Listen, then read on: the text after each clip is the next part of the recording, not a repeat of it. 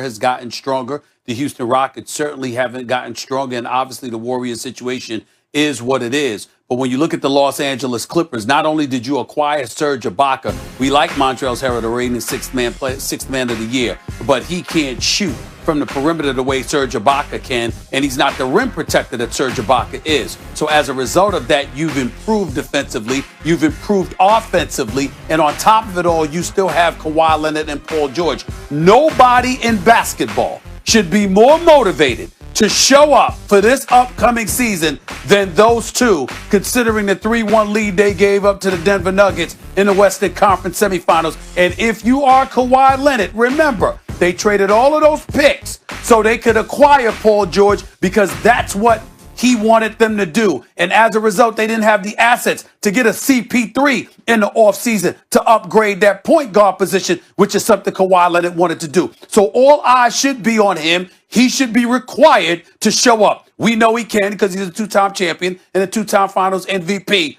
But now, with you in that microscopic spotlight, the way we put LeBron James in there, let's see how Kawhi Leonard responds to that challenge. Okay, now let's go to the East.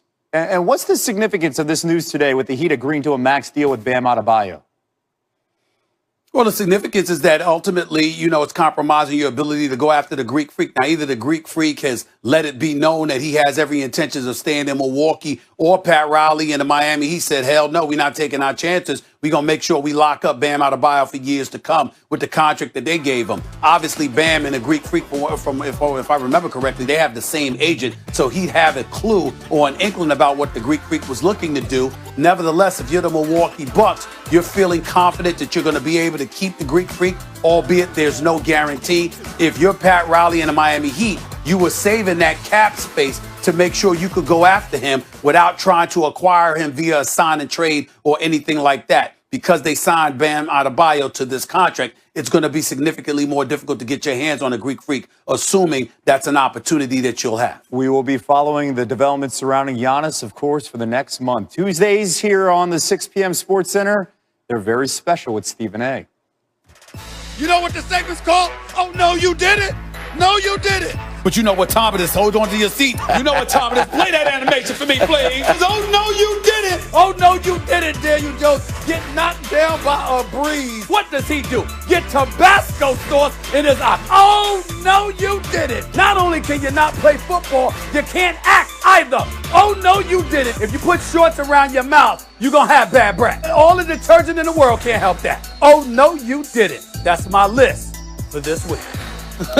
I'm just hoping we don't talk about shorts again this week, but we probably will. I got to tell you, each week during the NBA season, Oh No You Didn't was a staple of SportsCenter with Stephen A., but we do it right here on Tuesday. So, Stephen A., take it away. The floor is yours. Y'all ready? Yeah. You ready, Ryan? Yep, You I'm ready, ready, Kevin? Oh, yeah. Are y'all ready for this week's edition? The NBA, a pair of max contract extensions set to be announced. Bam Adebayo has agreed to a 5-year deal with the Heat that could be worth up to $195 million. And Brandon Ingram has been locked up long-term, 5 years, $158 million. And now, with free agency largely in the books, the PTI guys offer their assessment. 14-1. I like that. No more car payments or home equity lines of credit for Brandon Ingram of the Pelicans. 5 years, $158 million, says Woj via Ingram's agents. He really made a move last year. 23.8, 6 rebounds, 4 assists. NBA's most improved player, was an all-star for the first time as well. Bam, roasted. As in roasted the deposit slip at his local bank. The Miami Heat and Bam Adebayo have agreed to a 5-year max extension. His agent told our Zach Lowe the deal includes an escalator clause. I would love one of those. He could get to $195 million over 5. I do not have a escalator clause. Elevator, anything, give it to us. Let's see why they got all that cash. Let's just 17 seconds of Bam right here. All-star for the first time. Won the skills competition All-Star Weekend. Came in second for most improved player voting.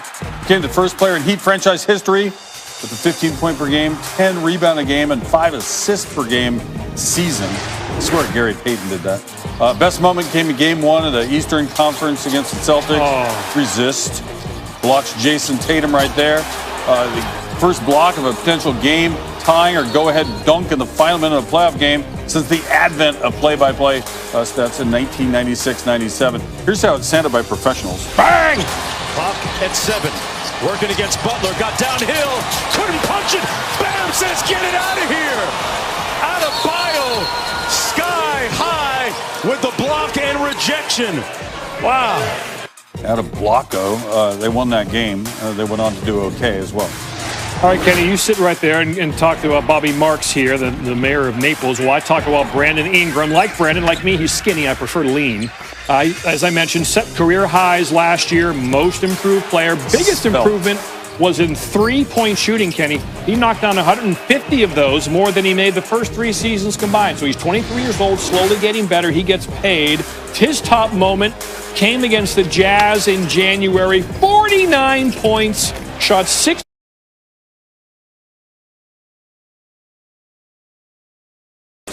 from the field. That's 15 of 25. Look at his free throw shooting, 16 of 20. Joined Shaq and Kareem, the only players NBA history to score at least 49 points on 25 or fewer shots prior to their 23rd birthday. Kenny. All right, we welcome in our front office insider, Bobby Marks, for more on this. So Bam got big pile of money, deservedly so, for how well he played in Miami's good run. What else can the team do in the short term or long term now as far as the money goes?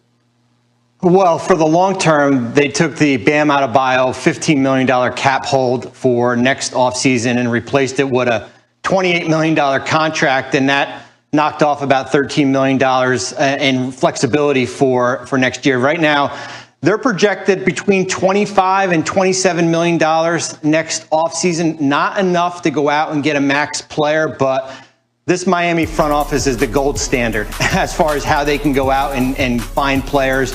We saw it in 2010 with LeBron, Chris Bosh, and Dwayne Wade fitting those 3 contracts under the cap. And we saw last year with the Jimmy Butler sign and trade. But this roster is set for now. But next offseason is when they're going to make their mark where they have enough flexibility again. I can't plan that far in advance. I checked in with Jamal Crawford because it's my job. Nothing doing right now. There's room for him down there, by the way.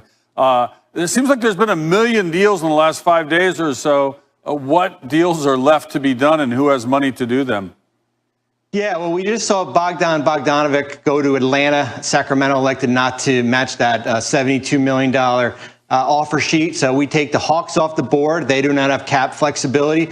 Now we switch to Sacramento. They've got 5 roster spots, a little bit of money to go out and fill those holes. New York is still sitting on a pile of money, about $19 million in cap space.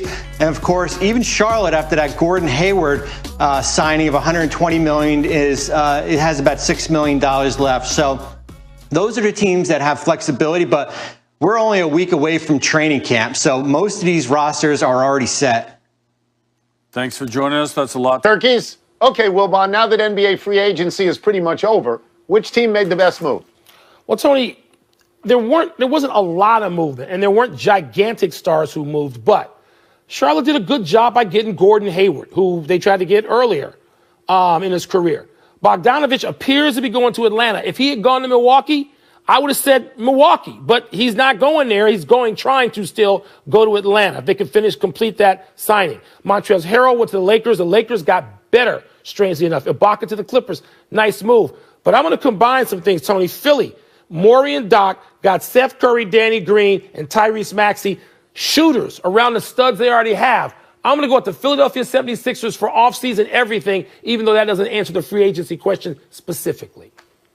Tremendous shock to anybody who's watched us for any length of time that you would praise D. Morey and D. Rivers. Tremendous. Everybody is drinking right now, waiting Good. for that. Don't get drunk. I will tell you who made the best move. Eggnog. Los Angeles Lakers made the best move. They kept Anthony Davis and they kept LeBron James. You see what happened a few months back when they had Anthony Davis and LeBron James? Wasn't a